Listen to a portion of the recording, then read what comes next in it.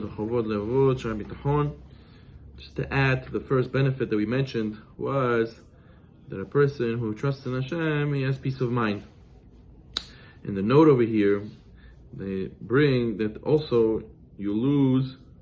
This is the Chovot Halevavot says, Mi shebotech b'shurato b'ezrat Hashem, someone who trusts in someone besides for Hashem, Mesir Elokim Ashgachato me'alav. Hashem removes some of His divine providence from him. When He leaves him in the hand of the one who he trusts.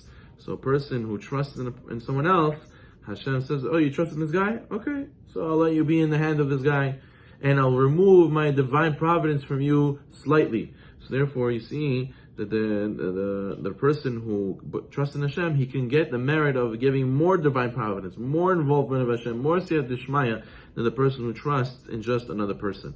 They quote the pasuk in Shmuel Aleph, Raglei Hasidav Yishmor V'Yishra'im B'Choshech Yidamu Ki Lo B'Koach Yigbar Ish. He guards the step of the tzaddikim, the Hasidim, and the wicked are in the darkness.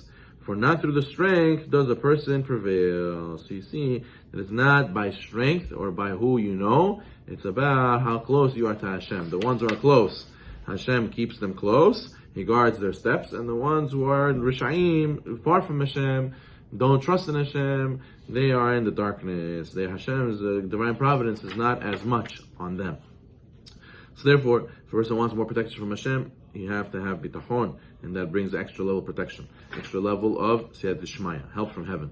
And then we're going to the third benefit. The third benefit is Shabotech be'elokim yaviu bitchono lifnot libo menei olam. The one who has trust in Hashem, he will feel secure in his mind. He'll be able to clear his mind from worldly matters. And therefore, what? He'll be able to focus on service of Hashem. Person says to his friend, come stay for shiur. I can't, I have so much stuff going on, I have this, I have that, I have work, I have to take care of, my parnasah.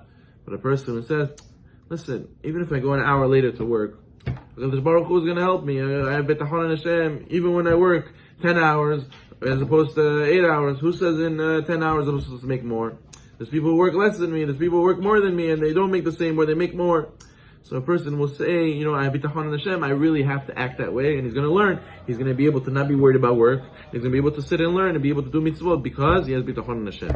But a person who doesn't, he'll be too nervous, he can't handle it, he won't be able to stay, he won't be able to dedicate his heart for a few moments of the day for HaKadosh Baruch Hu. He's going to run away to right away the worldly matters. He says, if you have Bitachon in Hashem, you'll have the clarity of mind like Balachim Alkimiyah.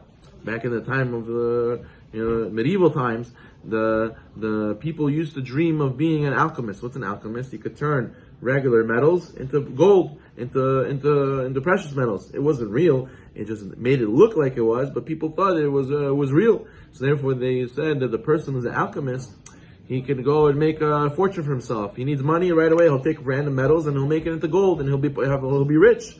So therefore, a person who's an alchemist, he was thought to be of the most clarity of mind, most peace of mind. Anytime you need money, you just make it.